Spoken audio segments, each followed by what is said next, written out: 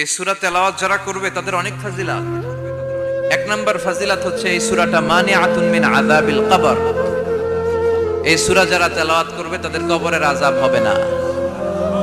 কবরে যাওয়া লাগবে কি লাগবে না? যাওয়া লাগবে না। কার কার হাত তোলেন? একজনও নাই। সবাই কবরে যাবেন। একদিন মাটির ভেতরে হবে ঘরে মন আমার, কেন বান্ধ দালান ঘর? প্রাণ পাখি উড়ে যাবে পিঞ্জর ছেড়ে, ধরা ধামে সবই রবে তুমি যাবে চলে। বন্ধু বান্ধব যত মাতা পিতা দ্বারা সুত সবই হবে তোমার পরে মন আমার, কেন বান্ধ দালান ঘর? একদিন মাটির ভেতরে হবে ঘরে মন আমার, কেন বান্ধ দালান ঘর? চিল্লায় বলেন ঠিক কিনা?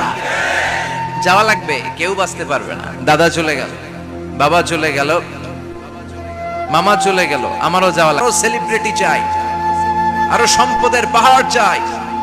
ব্যস্ত, আমরা মহা ব্যস্ত। এত ব্যস্ততা কিসের? স্টপ, থামেন, অনেক হয়েছে। আন্না বসেন, একটু ভাবেন। দাদা চলে গেল, বাবা চলে গেল, মামা চলে গেল, আমাকেও চলে যেতে হবে। মাঝে মাঝে কবরস্থানে যাবেন, যে একটু দেখবেন এই কবরস্থানে শিশুরা শুয়ে আছে, কিশোররা শুয়ে আছে, আপনার মতো তাগড়া যুবকরা শুয়ে আছে। ওদেরও রক্ত গরম ছিল আপনার মতো। আজ ওরা নাই, সব শেষ। আপনাকেও যেতে হবে। এই কবরে আমাদেরকে যেতে হবেই। কবরের প্রশ্নের উত্তর দিতে হবে। চিল্লায় বলেন ঠিক কিনা? কবরে প্রথম প্রশ্ন করা হবে, মার রব্বুক, তোমার রবের নাম কি? আমাদের রব কে? ওমা দীনুক, তোমার ধর্মের নাম কি? আমাদের ধর্মের নাম কি? বিশ্বনবীর চেহারা দেখিয়ে বলা হবে, এই লোকটাকে তুমি চিনো কিনা? চিনি না আমরা? চাঁদের চেয়ে সুন্দর তুমি, নবী আমার কমলিহি ওয়ালা, দু জাহানের বাদশাহ তুমি, প্যারা নবী সাল্লাল্লাহু আলা, দু জাহানের বাদশাহ তুমি, প্যারা নবী সাল্লাল্লাহু আলা, চাঁদের চেয়ে সুন্দর তুমি, নবী আমার কমলিহি ওয়ালা। সুবহানাল্লাহ পড়ে। আমাদেরকে জিজ্ঞেস করা হবে, রব কে? বলবো আল্লাহ। ধর্ম কি? বলবো ইসলাম। এই লোকটারে চিনো নাকি? আমরা বলবো চিনি, আমাদের প্রাণের নবী মুহাম্মদ সাল্লাল্লাহু। তিনটা প্রশ্নের উত্তর করতে পারলে এডিশনাল আরেকটা প্রশ্ন, ওমা ইলমুক। এই তিনটা প্রশ্নের উত্তর জানলা কেমনে? নকল করছো নাকি? বাংলাদেশে নকল আছে না নাই? কোথায় নকল করে? হ্যাঁ, কিছু লিজেন্ড আছে দেখি, একেবারে জামার ভিতরে নকল, টুপির ভিতরে নকল, স্কেলের ভিতরে নকল, মৌজার ভিতরেও নকল। আছে না নাই? কথা বলেন। ফেরেশতারা বলবে, তুমি তিনটা প্রশ্নের উত্তর করলে কি করে? আপনাকে বলতে হবে, আমি কোরআন থেকে শিখেছি, আমি হাদিস থেকে জেনেছি। চিল্লায় বলেন ঠিক কিনা? তখন ফেরেশতারা বলবে, আহলান ওয়া সাহলান, মারহাবান, কংগ্রাচুলেশন, তুমি উত্তর করতে পেরেছো। ইফসাহু লাহু কবরুহু 70 যিরান, আপনার কবরটারে 70 হাত লম্বা বানিয়ে দেয়া হবে। ইফতাহু লাহু বাবুন ইলাল জান্নাহ, জান্নাতের দিকে দরজা করে দেয়া হবে। ইলবাসু মিন লিবাসিল জান্নাহ, জান্নাতের পোশাক পরিয়ে দেয়া হবে। আর বলা হবে, নাম কানাউমিল আরুস, বাসর রাতে কনেকে নিয়ে বর যেমনি শান্তির ঘুম, আরামের ঘুম দেয়, তুমিও ঘুম দাও, ঘুমাও। You should get some sleep now, you are very tired man. ঘুমাও, অনেক হয়েছে, ঘুমাও।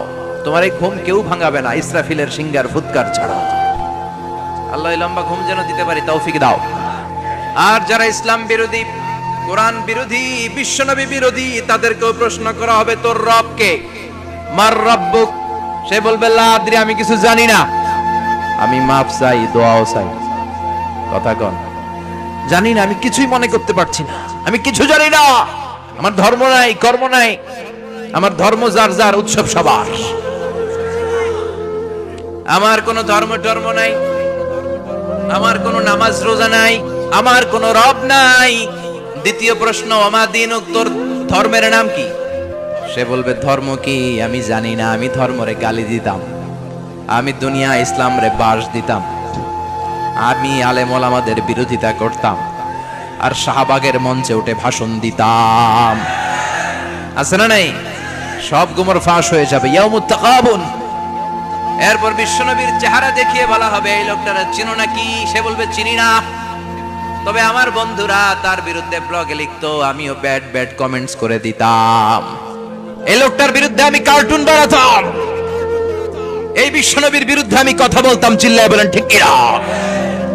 ফেরেশতারা বলবে লা দারাইতা ওয়ালা তালাইতা, তুই তো কিছুই পারলি না, তুই তো কপাল পোড়া। ফায়ুতরাকু বিমাতারিকা মিন হাদিদ, লোহার হাতুড়ি দিয়ে পিটিয়ে ওর মাসেলগুলো থেতলে ফেলা হবে। ওয়ায়ুকালু লিল আরদি ইলতাইমি, কবরের দুই পাশের মাটিরে বলা হবে চাপ দে, এমন চাপ দিবে ফাতাখতালিফা আদলাউহু, ডান পাশের পাজরের হাড্ডি বাম দিকে ঢুকে যাবে, বাম পাশের পাজরের হাড্ডি ডান পাশে ঢুকে যাবে। কিয়ামত পর্যন্ত এই মারামারি চলবে। আল্লাহ এরকম ভয়ঙ্কর পরিস্থিতি থেকে আমাদেরকে বাঁচাও। ওই কবরের আযাব থেকে বাঁচার দরকার আছে না নাই? বিশ্বনবী বললেন যে ব্যক্তি রাত্রিবেলায় সূরাতুল মুলক তেলাওয়াত করবে তার কবরের আযাব হবে না। ইন্না হাযিহি সূরাতুন আযীমা মানিআতুন মিন আযাবিল কবর। এই সূরাটা এমন সূরা, সাধারণ কোন সূরা না। এই সূরাতুল মুলক যে রাত্রিবেলায় তেলাওয়াত করবে তার কবরের আযাব থেকে তারে বাঁচিয়ে দিবে কে?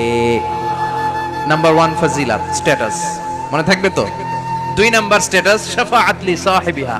এই সূরার তেলাওয়াতকারীর জন্য কিয়ামতের দিন সুপারিশ করবে। কোরআন সুপারিশ করবে, চারটেখানি কথা না। কোরআন যদি আপনার বিরুদ্ধে দাঁড়ায় আপনার জান্নাত ক্যান্সেল, আর কোরআন যদি আপনার ব্যাপারে আল্লাহর কাছে রেকমেন্ডেশন করে জান্নাত আপনার জন্য ওয়াজিব করে দিবে কে? এজন্য বিশ্বনবী বললেন শাফাআত লি সাহিবিহা, কিয়ামতের দিন তেলাওয়াতকারীর জন্য আল্লাহর কাছে সুপারিশ করবে। 2টা গেল। 3 নাম্বার বিশ্বনবী বললেন খাসামাত আন সাহিবিহা। এই সূরাটা কিয়ামতের দিন এই সূরার তেলাওয়াতকারীর পক্ষ নিয়ে আল্লাহর সাথে ঝগড়া করা শুরু করে দিবে। আল্লাহর সাথে ডিবেট করবে, ঝগড়া করবে, যতক্ষণ না হাত্তা আদখালাহুল্লাহুল জান্নাহ। হাদিসের টেক্সট হচ্ছে যে যতক্ষণ না আল্লাহ তাআলা তাকে জান্নাতে না ঢুকায় ততক্ষণ ওই সূরার তেলাওয়াতকারীর পক্ষ নিয়ে আল্লাহর সাথে বিতর্ক, ঝগড়া, তর্ক চলতেই থাকবে। সুবহানাল্লাহ। আরো আস্তে বলেন। আবার বিশ্বনবী বললেন মান ক্বারা বিহা ফি লাইলাতিন ফাকাদ আকসারা ওয়া আতওয়াবা। রাত্রিবেলা এই সূরাটা যে তেলাওয়াত করবে পুরো রাত্রিটারে বরকতময় করে দিবে কে? এজন্য বিশ্বনবী আবদার করে, আবেদন করে আমাদের কাছে বলে গিয়েছেন, আমি চাই আমার প্রতিটা উম্মতের হৃদয়ে এই সূরাটা গাঁথা থাক। আমি চাই আমার প্রতিটা উম্মতের সিনার ভিতরে এই সূরার 30টা আয়াত গ্রথিত করা থাক। সুবহানাল্লাহ পড়েন। মাত্র 30টা আয়াত মুখস্থ করতে রাজি আছেন? 1 মাসে কয়দিন? প্রতিদিন একটা করে আয়াত মুখস্থ করলে এই সূরা মুখস্থ করতে লাগবে কয়দিন? হ্যাঁ, হোমওয়ার্ক। এটা আপনাদের বাড়ির কাজ, যেহেতু ক্লাসে হোমওয়ার্ক দেওয়া যায় না। আরবিতে বলে আল ওয়াজিব আল মানজিলি। আমি গতানুগতিক তাফসীর করি না, আমি সমাজের খুঁতগুলো ধরে ধরে ডিসকাশনের মতো আমি করি। বিভিন্ন জেলায় যে ওখানকার ইয়াংদের সাথেও বসি, কথা বলি। এটাই আমার তাফসীর, এটাই কোরআনের এক্সপ্লেনেশন এন্ড ইন্টারপ্রিটেশন। এতেই মানুষ উপকৃত হয় বেশি। চিল্লায় এখন ঠিক কিনা? এটা আপনাদের বাড়ির কাজ, মাইথার দিয়া বাসীদের বাড়ির কাজ। হায়াতে আল্লাহ বাঁচায় রাখলে আবার কখনো দেখা হলে জিজ্ঞেস করবো যে মুলক মুখস্থ হয়েছে কিনা। কে কে মুখস্থ করবেন না হাত তোলেন। সবাই করবেন। এবার কে কে মুখস্থ করবেন হাত তুলে আমার না আল্লাহর দেখান।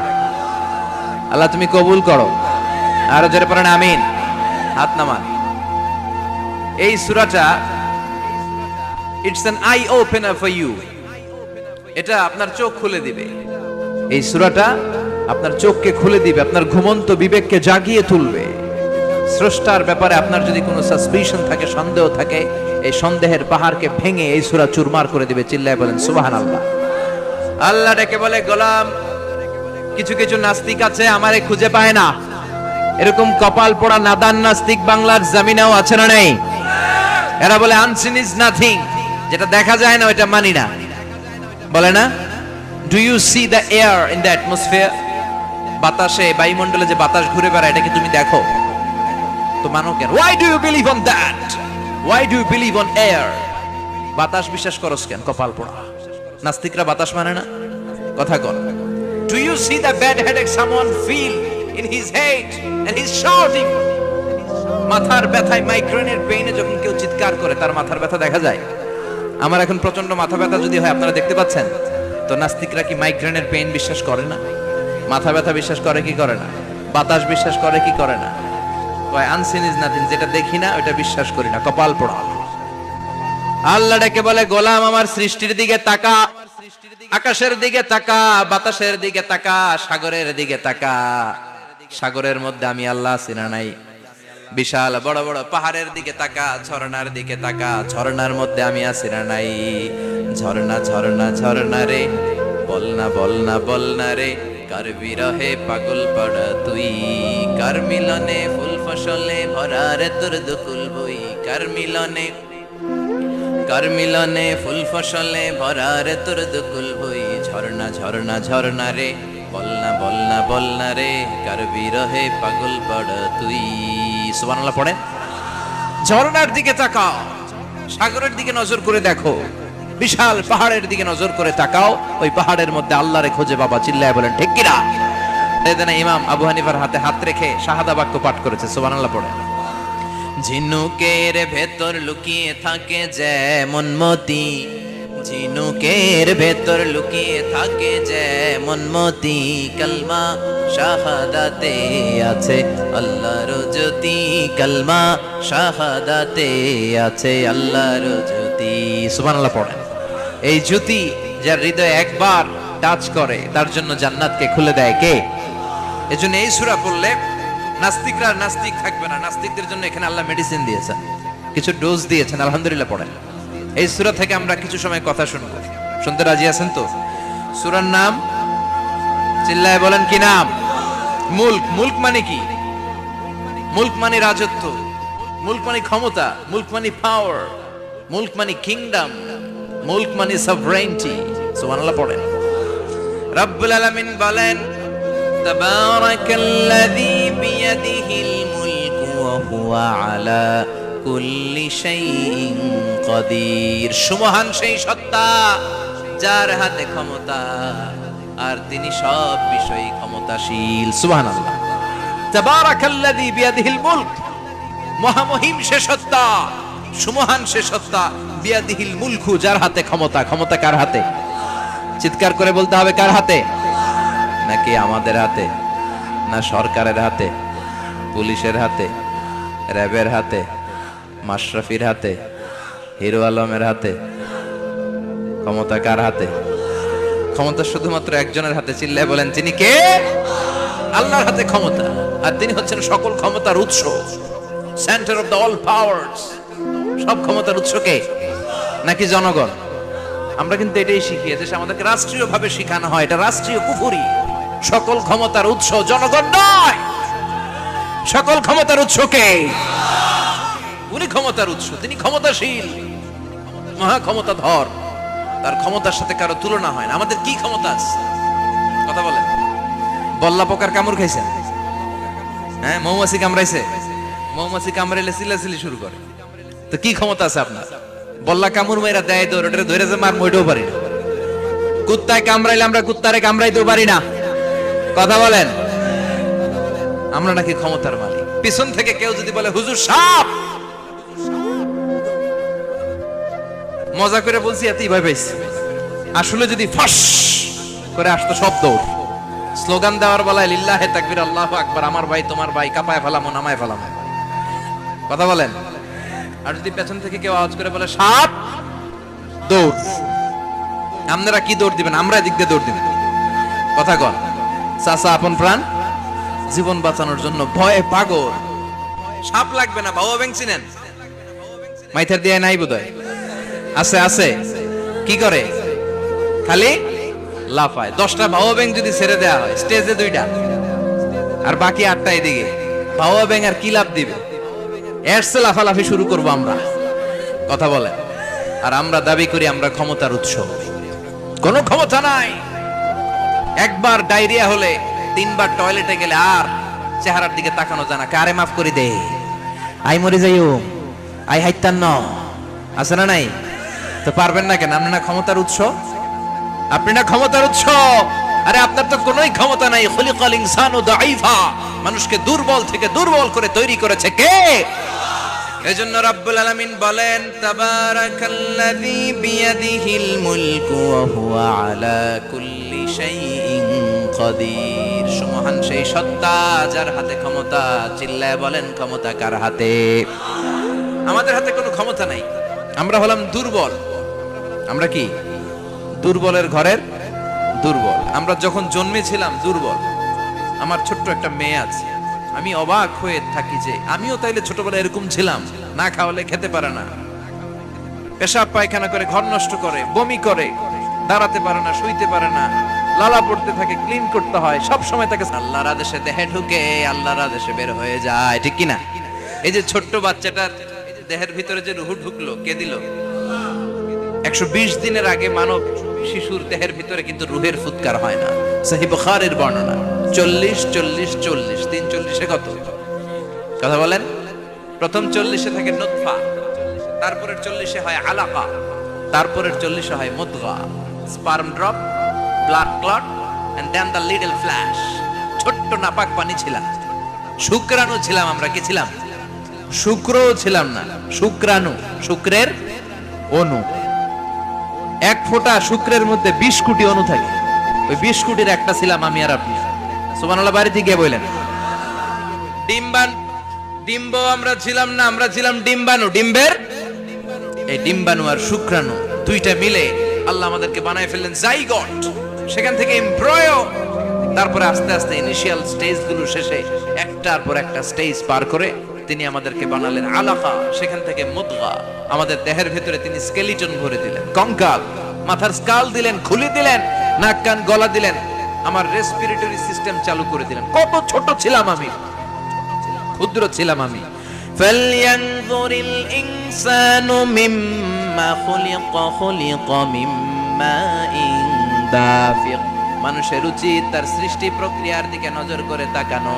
বাবার পিঠ থেকে সবেগে নির্গত হওয়া পানি দিয়ে মায়ের পেটে তোমারে ঢুকায় দিল কে?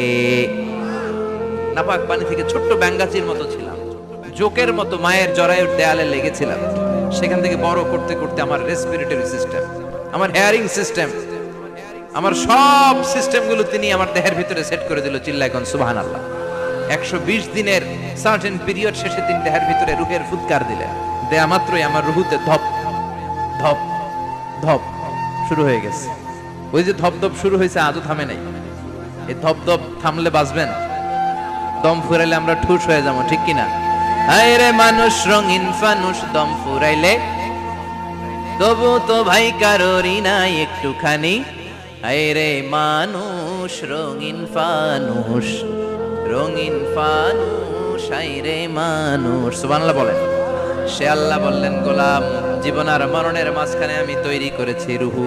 পৃথিবীর বিজ্ঞানীরা সব বানাতে পারে, কম্পিউটার বানাতে পারে, প্লেন বানাতে পারে, হেলিকপ্টার বানাতে পারে, রকেট বানাতে পারে, কিন্তু গোটা বিশ্বের সব বিজ্ঞানীরা মিলে কি রুহু বানাতে পারে নাকি?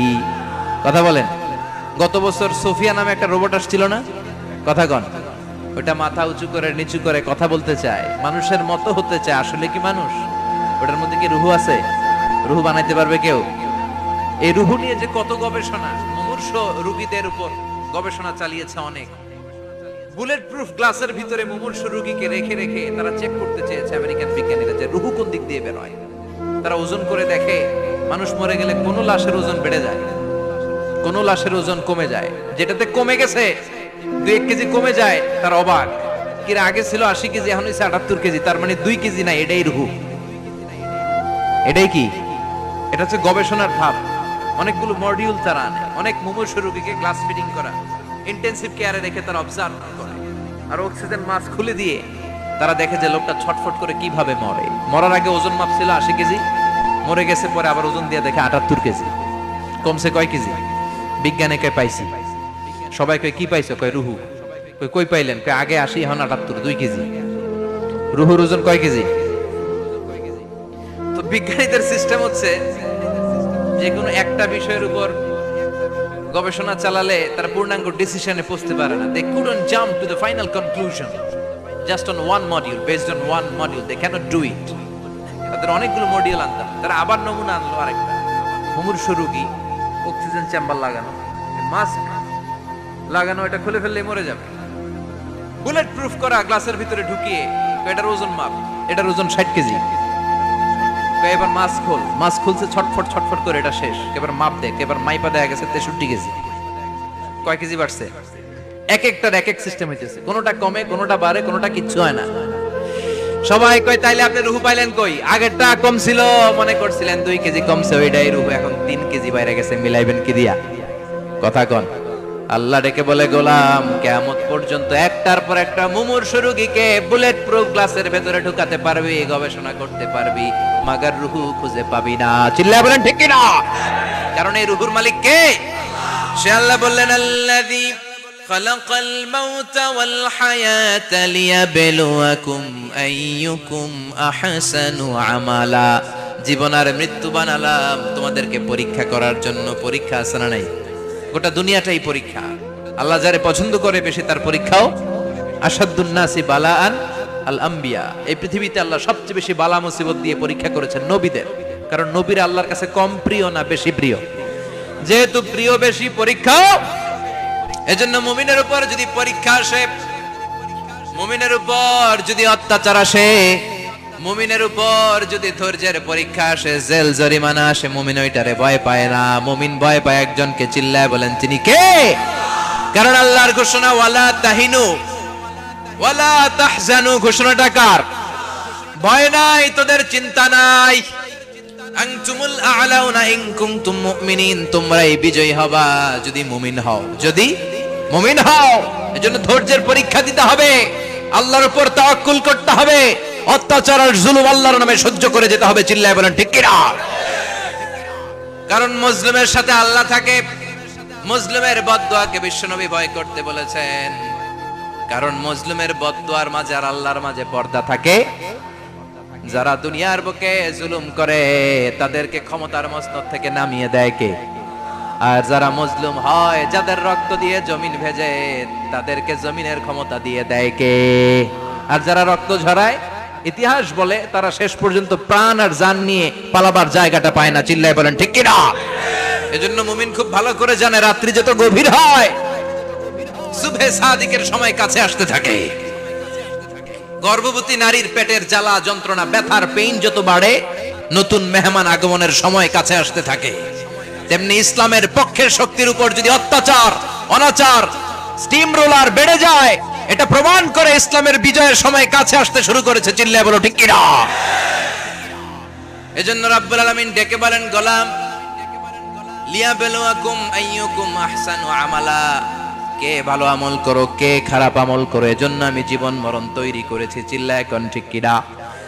এরপর আল্লাহ বললেন, ওয়ালাকাদ যায়্যানাস সামাআদ দুনিয়া বিমাসাবিহা ওয়া জাআলনাহা রুজুমান লিশ-শায়াতিন। সুবহানাল্লাহ বলেন। ওয়ালাকাদ যায়্যানাস সামাআদ দুনিয়া। মাইকম্যান কোথায়? সাউন্ডটা বাড়াও। এত দুর্বল কেন তোমার সাউন্ড? মনে হচ্ছে আমি মাইক ছাড়া কথা বলছি। সাউন্ডটাকে স্ট্রং করো। ওয়ালাকাদ যায়্যানাস সামাআদ দুনিয়া। I have beautified the closer sky with candles, with light and stars. আল্লাহ বললেন, আমি দুনিয়ার আকাশকে তারা দিয়ে সুশোভিত করেছি। আকাশে তারা আছে না নাই? এগুলো এমনি এমনি হয়েছে না? তৈরি করছে কে? বিশ্বাস হয়? কোনো সন্দেহ আছে? এখন তো লাইটিং ফাইটিং এর যুগে তারার যে কি সৌন্দর্য আমরা বুঝি না। আমরা যখন ছোটবেলা গ্রামে যেতাম, রাতের বেলা তারার মেলা, কি সুন্দর, একটার চেয়ে একটা সুন্দর। শুকতারা, ধ্রুব তারা, সপ্তর্ষি মণ্ডল, 7টা তারার একটা চেইন আছে, চেনেন এগুলো? কি সুন্দর তারা! এগুলো তৈরি করে রেখেছে কে? প্রথম আকাশের মহাশূন্যকে আল্লাহ এই তারকা দিয়ে বিউটিফাই করেছেন। It's a candle. আল্লাহ সাজিয়ে রেখেছেন। আমরা খালি চোখে যেটা দেখি, এটা কিন্তু আকাশ না, এটা প্রথম আকাশ নয়। প্রথম আকাশ যে কত দূরে আমেরিকান নাসার বিজ্ঞানীরাও জানে না। খালি চোখে আমরা যা দেখি, এটা প্রথম আকাশের মহাশূন্য। এর অনেক অনেক অনেক উপরে প্রথম আকাশ। এরপরে দ্বিতীয় আকাশের মহাশূন্যের স্তর শুরু, এরপরে দ্বিতীয় আকাশ, তারপরে তৃতীয় আকাশের মহাশূন্যের স্তর শুরু, তারপরে তৃতীয় আকাশ। একটার চেয়ে আরেকটা বড়। প্রথম আকাশের চেয়ে দ্বিতীয় আকাশ কত বড় বলি? আপনার হাতের আংটিটা যদি সাহারা মরুভূমিতে আপনি ছুঁড়ে ফেলে দেন, পুরো মরুভূমির তুলনায় আংটি যত ছোট, আল্লাহর দ্বিতীয় আসমানের তুলনায় আল্লাহর প্রথম আসমানটা ঠিক তত ছোট। একটার চেয়ে একটা বড়, একটার চেয়ে একটা বড়। সূর্য দেখে আমরা অবাক হয়ে যাই, 9,30,00,000 মাইল দূরে। এই পৃথিবীর চেয়ে 13 লক্ষ গুণ বড়। এটার সানশাইন, আলো আসতে পৃথিবীতে 8 মিনিট 18 সেকেন্ড লেগে যায়। আমরা মনে করছি সূর্যই বড়। আমরা বসে আছি মাইথার দিয়াতে, তাই না? এই জায়গাটার নাম কি? মাইথার দিয়া কি খালি এতটুকু প্যান্ডেলের সমান? কত বড় মাইথার দিয়া! এই পুরো মাইথার দিয়া কোন থানায় পড়ছে? দাউদকান্দি। দাউদকান্দি হচ্ছে কুমিল্লার 16টা থানার একটা, ঠিক কিনা? 16 থানা মিলে কুমিল্লার একটা জেলা। এরকম কয়টা জেলা আছে? 64 জেলা। এই 64 জেলা মিলে আমাদের সুজলা সুফলা শস্য শ্যামলা ডিজিটাল বাংলাদেশ। কথা কন। আর বাংলাদেশ হচ্ছে পৃথিবীর সবচাইতে বড় দেশ। হ্যাঁ, 64 জেলা, এরপরে ছোট। যাদের অ্যাটলাস ম্যাপ নিয়ে যাদের ধারণা আছে তারা দেখবেন বাংলাদেশ এই শব্দটা লেখার জায়গাও আমরা পাই না। মানচিত্রে বাংলাদেশ শব্দটা লেখার জায়গা পায় না। বিআরএ উঠে যায় ইন্ডিয়ার উপর, আর ডিএসএচ উঠে যায় আবার ইন্ডিয়ার উপর। মাঝখানের দুইটা অক্ষর বাংলাদেশের উপরে পড়ে। চিল্লায় বলেন ঠিক কিনা? কত ছোট দেশ। পাশের ইন্ডিয়া 20-25 গুণ বড়। ইউরোপ আমেরিকার অনেক দেশ আছে, আমেরিকায় বাংলাদেশের চেয়ে শতগুণ বড়। কানাডা কয়েকশো গুণ বড়, রাশিয়া কয়েকশো গুণ বড়। এরকম প্রায় 200 দেশ নিয়ে পৃথিবীর স্থলভাগ, আর 70% হচ্ছে শুধু পানি। এই সব মিলে আমাদের এই পৃথিবী। আর এত বড় পৃথিবীর চেয়েও নাকি সূর্য 13 লক্ষ গুণ বড়। তার মানে সূর্যই বড় না, সূর্যের চেয়ে অনেক বড় তারা আছে। সূর্যের পরে পৃথিবীর সবচেয়ে কাছের যে তারা বা স্টার, ওটার নাম হচ্ছে প্রক্সিমা সেন্ট্রাই। নাম কি? প্রক্সিমা সেন্ট্রাই। এরপরে আলফা সেন্ট্রাই এ, আলফা সেন্ট্রাই বি, ইটা ক্যারিনা, বেটেলজিউস, এরকম একটার পর একটা তারা। যেই সূর্য পৃথিবীর চেয়ে 13 লক্ষ গুণ বড়, বেটেলজিউস নামে একটা তারা আছে, ওটা সূর্যের চেয়ে 33 কোটি গুণ বড়। তার মানে কি বেটেলজিউসই সবচেয়ে বড় না? ছোট্ট একটা তারা। এই বেটেলজিউসরে খেয়ে ফেলাইতে পারে এরকম 1000 কোটি গুণ বড় সাইজের তারা আছে না নাই? এরকম কয়েক বিলিয়ন তারা নিয়ে আমাদের গ্যালাক্সি গঠিত। আমাদের গ্যালাক্সি, এটার নাম মিল্কি ওয়ে। এটার নাম কি? আমাদের গ্যালাক্সি। এই গ্যালাক্সিতে আমাদের অবস্থান। এরকম কত হাজার কোটি গ্যালাক্সি আছে আমেরিকার নাসার বিজ্ঞানীরাও জানে না।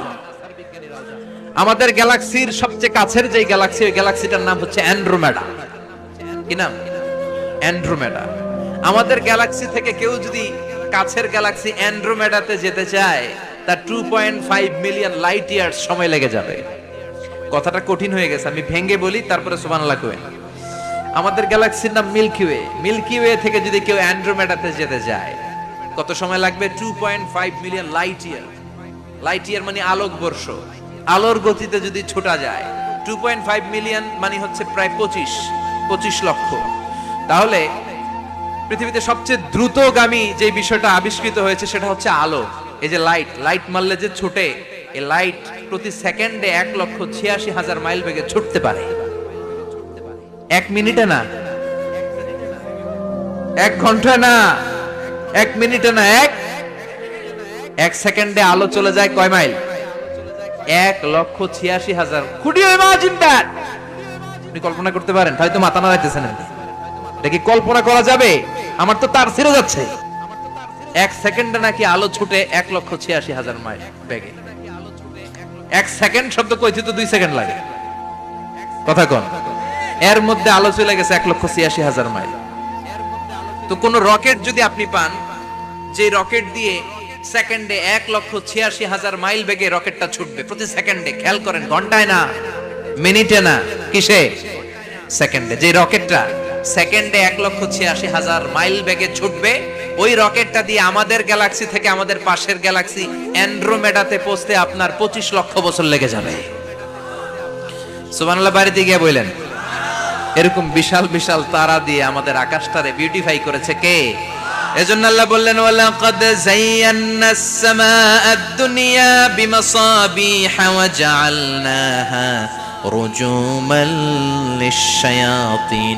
আমি এই দুনিয়ার আকাশটারে সুন্দর সুন্দর তারকারাজি লাইটের মতো সেটিং করে সুশোভিত করেছি। আবার এই তারকা দিয়ে আমি শয়তানদেরকে প্রহারও করেছি। সুবহানাল্লাহ। শয়তানদেরকে আল্লাহ তারা মেরে আঘাত করে। সুবহানাল্লাহ বলেন।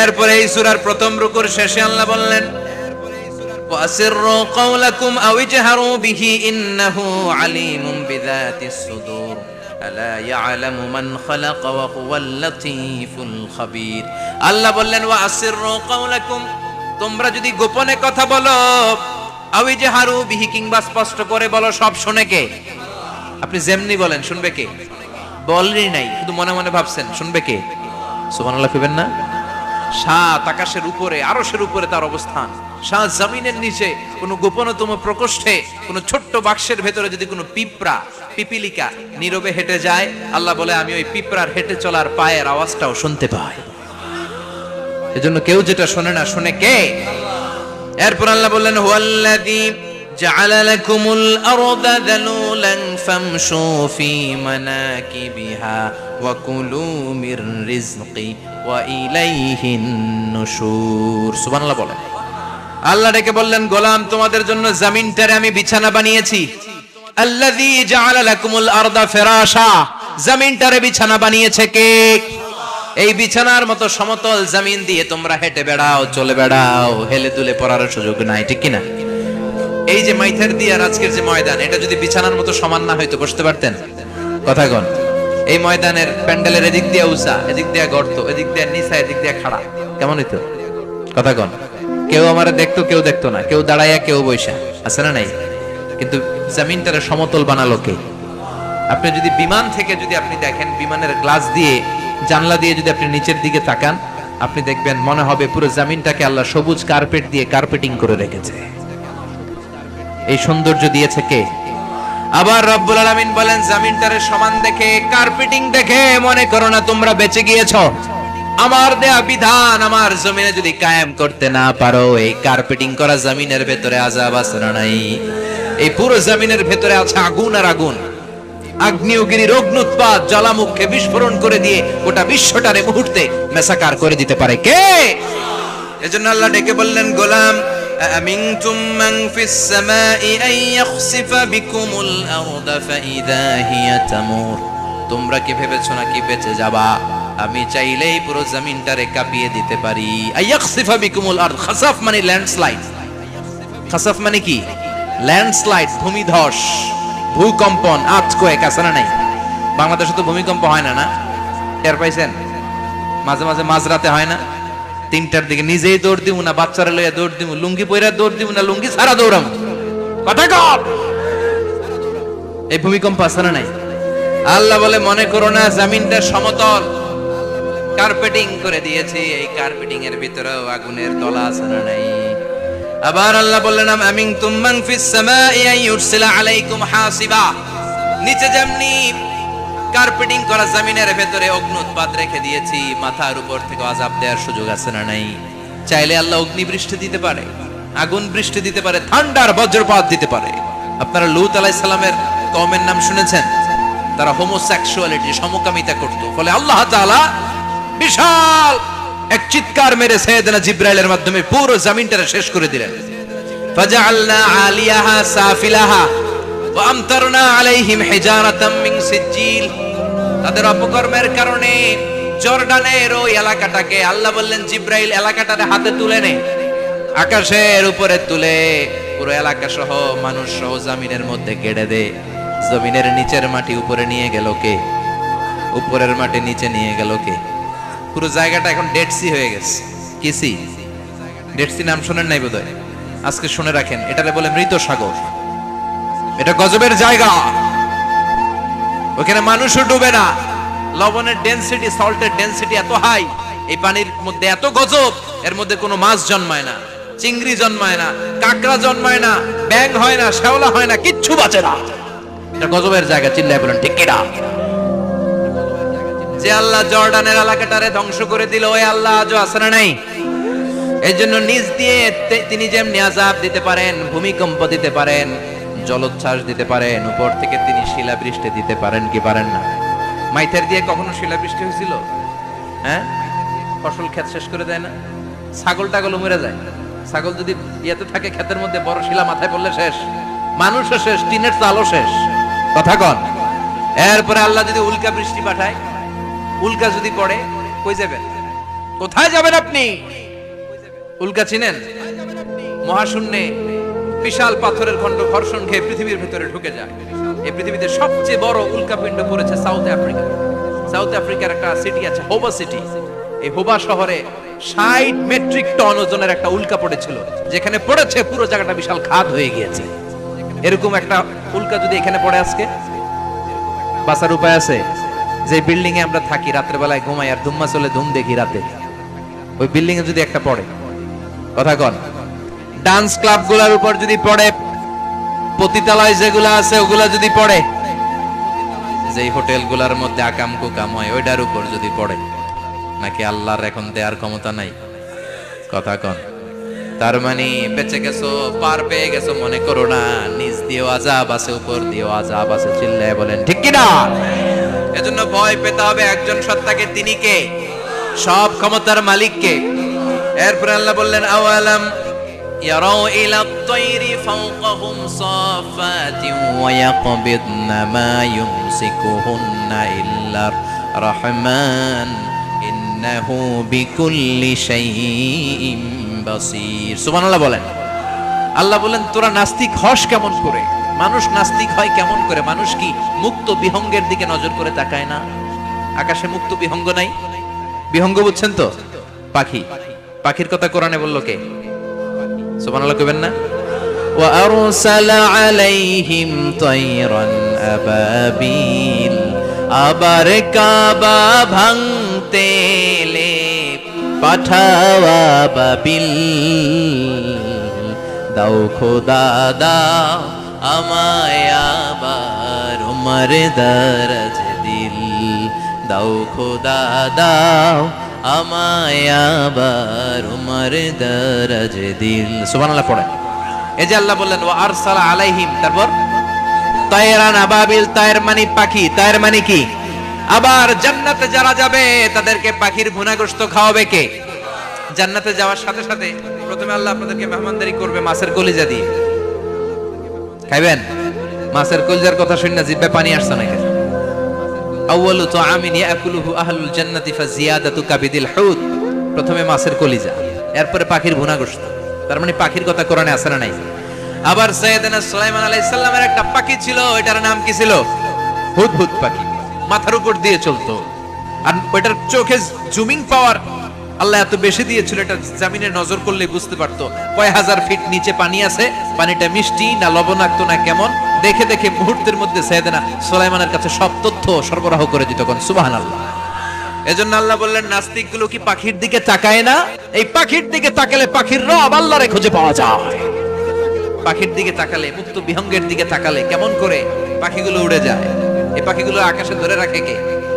মা ইউমসিকুহুন্না ইল্লার রহমান। ওই রহমান ছাড়া কেউ পাখিগুলোর সামনে ধরে রাখতে পারে না। কত শত আয়াতে যে আল্লাহ পাখির কথা বলেছেন হিসাব নাই। কত ধরনের পাখি যে আল্লাহ বানিয়েছেন কোনো হিসাব নাই। আপনারা ঘরে জিওগ্রাফিক্যাল চ্যানেলগুলো দেখেন? হ্যাঁ, না জি বাংলা দেখেন? স্টার জলসা, কিরণমালা, কি দেখেন? জিওগ্রাফিক্যাল চ্যানেল দেখবেন। ওখানে দেখবেন একটা পাখি আল্লাহ তৈরি করেছে, পৃথিবীর সবচেয়ে ছোট পাখি, নাম হলো হামিং বার্ড। কি নাম? The smallest bird ever in the world. সবচেয়ে ছোট। এটা প্রাপ্তবয়স্কে 3 থেকে 5 ইঞ্চি লম্বা হয়।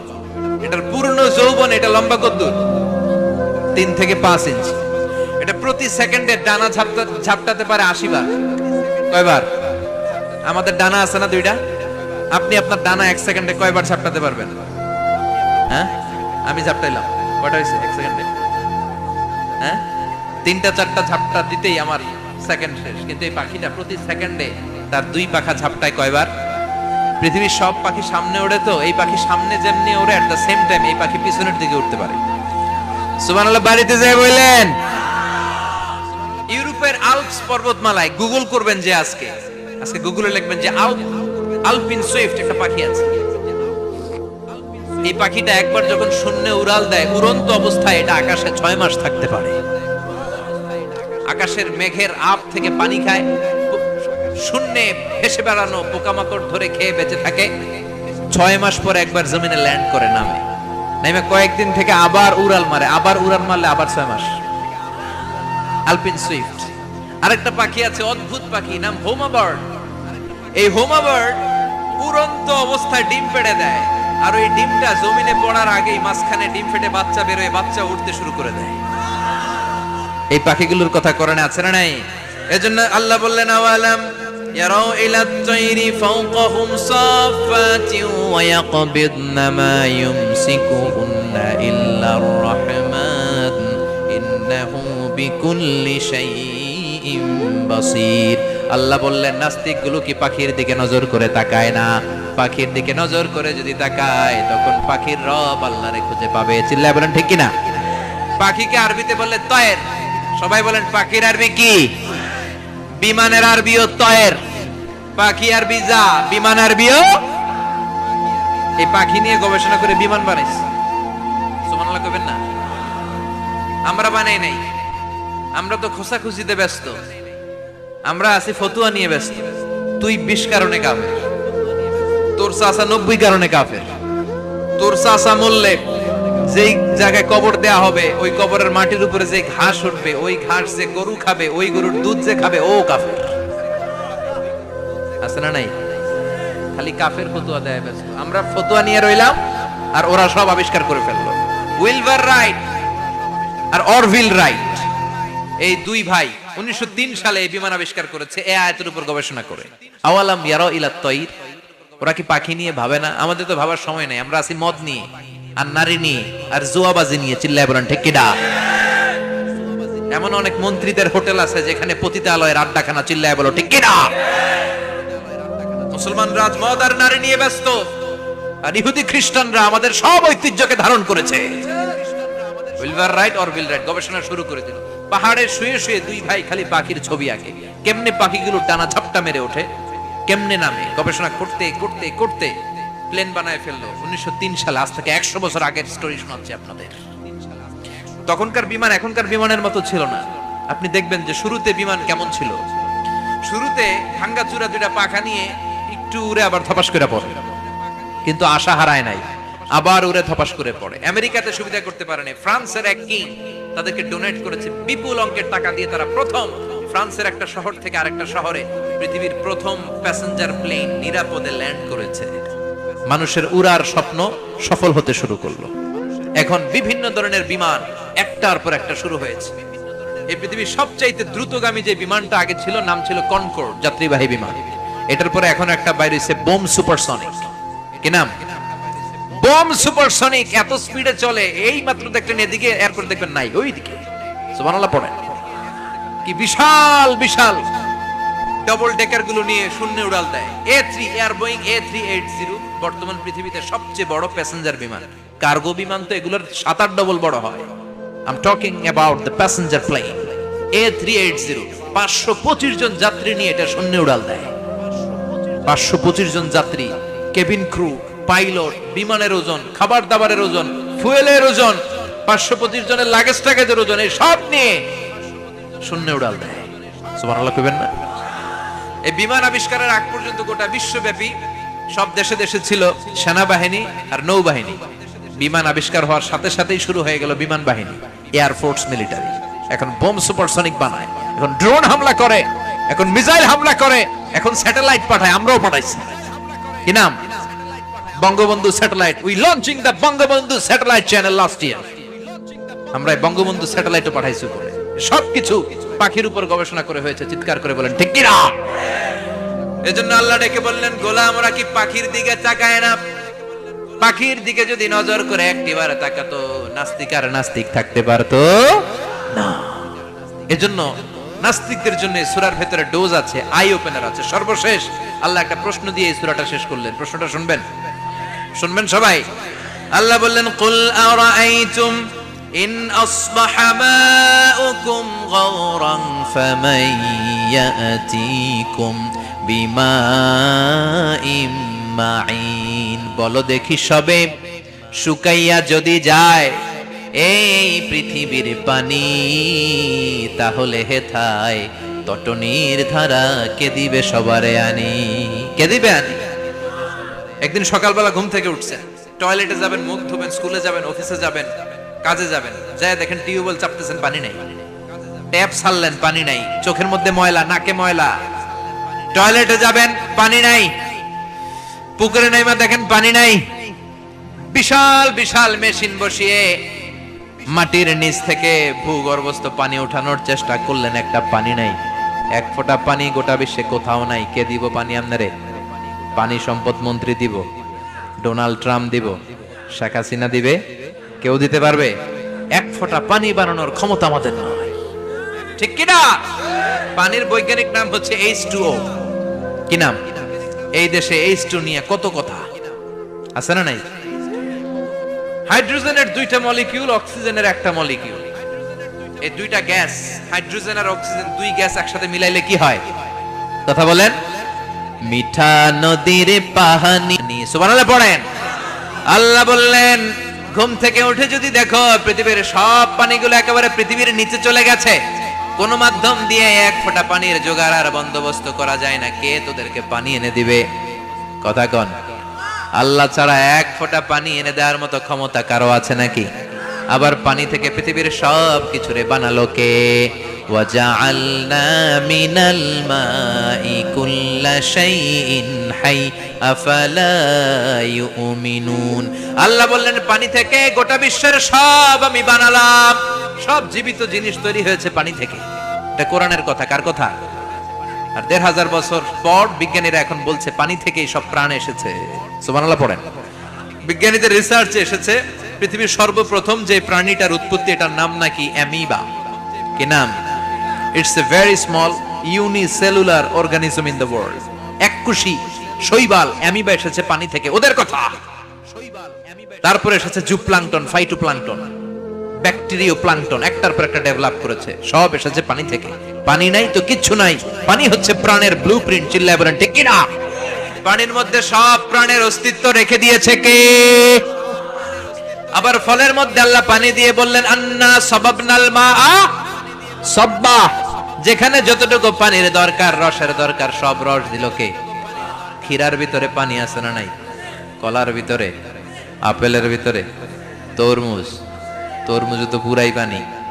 কথা কন। ডাবের ভিতরে কে দিল? নাকি আমনে বানাইছেন? কেউ বানাতে পারে? এই পানিগুলো দিল কে? আবার আল্লাহ বললেন মারাজাল বাহরাইনি ইয়ালতাকিয়ানি বাইনাহুমা বারযাখুল লা ইয়াবগিয়ান ফাবিআইয়ি আলাই রাব্বিকুমা তুকাযযিবান। দুই দিকে সাগর বয়ে যায়, একদিকে এলো না পানি, একদিকে মিঠা পানি, একসাথে সাগরটা বয়ে যায়, কিন্তু মাঝখানে এমন ব্লকেজ, একটার পানি আর একটার সাথে মিশে না, আটকায় রাখলো কে? দেখছেন আপনারা কোথাও এটা? কই দেখছিলেন? গোয়ালন্দ, বুড়িগঙ্গার এখানে একসাথে পানি বয়ে যায়, এই জায়গায় পানি এই জায়গায় পানি মিলে না, মিশে না। দাউদকান্দির এখানেও আছে, মিশে না। এর কারণ এই পাশের পানি, এটা ডেনসিটি হাই, বেশি ঘন, এটা ডেনসিটি লো, এটা পাতলা, এটা টেম্পারেচার হাই, এটা টেম্পারেচার কম, এটা লবণ বেশি, এটা লবণ কম, দুইটা দুই পানি একসাথে বয়ে যায়, একটার সাথে আরেকটা মিশে না। এই কারিগরটা কে? চিল্লায় বলতে হবে কে? সেজন্য আল্লাহ বললেন গোলাম পানি দিয়ে আমি বানালাম, পানি ছাড়া বাঁচবি না, এজন্য সব জায়গায় পানির ব্যবস্থা করে দিয়েছে কে? আবার বেশি পানি হলেও মরার ব্যবস্থা আছে না নাই? সাইয়েদনা নূহ আলাইহিস সালামের কওমকে বন্যা দিয়ে ধ্বংস করেছে কে? এজন্য পানি চাইবো কার কাছে? কথা কন। আল্লাহ মেঘ দে পানি দে ছায়া দে রে তুই, আল্লাহ মেঘ দে। সবাই পড়েন না? আল্লাহ মেঘ দে পানি দে ছায়া দে রে তুই, আল্লাহ মেঘ দে। দেয়ার মালিক একজন, তিনি কে? চাইতে হবে কার কাছে? সব ক্ষমতার মালিক কে? নাকি আমরা? আমরা ক্ষমতার মালিক। আর জীবনে কোনোদিন বলবেন মানুষ সকল ক্ষমতার উৎস, এই কথা কোনোদিন বলা যাবে? সকল ক্ষমতার একচ্ছত্র নিরঙ্কুশ মালিকানা একজনের, চিৎকার করে বলতে হবে তিনি কে? বিপদে আপদে সবসময় আমরা তার কাছে চাইবো, তার কাছে ফিরবো। আল্লাহ আমাদের সবাইকে কথাগুলো বুঝার ও আমল করার তৌফিক দান করুন। আরো জোরে পড়েন আমিন। যতগুলো কথা বললাম কোরআন সুন্নাহর আলোকে বলেছি, বানিয়ে কিছু বলি নাই। তারপরেও আমার মনের অজান্তে কোনো মিস ইনফরমেশন যদি আমার মুখ ফসকে বেরিয়ে যায়, সেগুলো যেন আল্লাহ তাআলা আপনাদের স্মৃতিপট থেকে মুছে দেয়। পড়েন আমিন। সত্য সুন্দর হকের পক্ষে যা বললাম তার সব যেন আল্লাহ আমাদের সবাইকে আমলের তৌফিক দান করে। আমরা পড়ি আমিন, আল্লাহুম্মা আমিন। ইয়া রাব্বি লাকাল হামদু কামা ইয়ানবাগি লিজালালি ওয়াজহিকা ওয়া আযীমি সুলতানিক, লাকাল হামদু বিল ঈমান, লাকাল হামদু বিল ইসলাম, লাকাল হামদু বিল কুরআন। اللهم اجعل حزاننا وذهاب همومنا وغمومنا واجعله شفيعنا يوم الحساب، وارزقنا تلاوته آناء الليل وأطراف النهار. ربنا ظلمنا أنفسنا وإن لم تغفر لنا وترحمنا لنكونن من الخاسرين. ربنا آتنا في الدنيا حسنة وفي الآخرة حسنة وقنا عذاب النار. اللهم إنك عفو كريم تحب العفو فاعف عنا. اللهم إنك عفو كريم تحب العفو فاعف عنا. اللهم ارزقنا حسن الخواتيم. اللهم ارزقنا حسن الخواتيم. اللهم أعنا على ذكرك وشكرك وحسن عبادتك. اللهم إنا نسألك الهدى والتقى والعفاف والغنى. اللهم حبب إلينا الإيمان وزينه في قلوبنا وكره إلينا الكفر والفسوق والعصيان وجعلنا من الراشدين. اللهم ارزقنا شهادة في سبيلك والموت في بلد رسولك. وصلى الله تعالى على خير خلق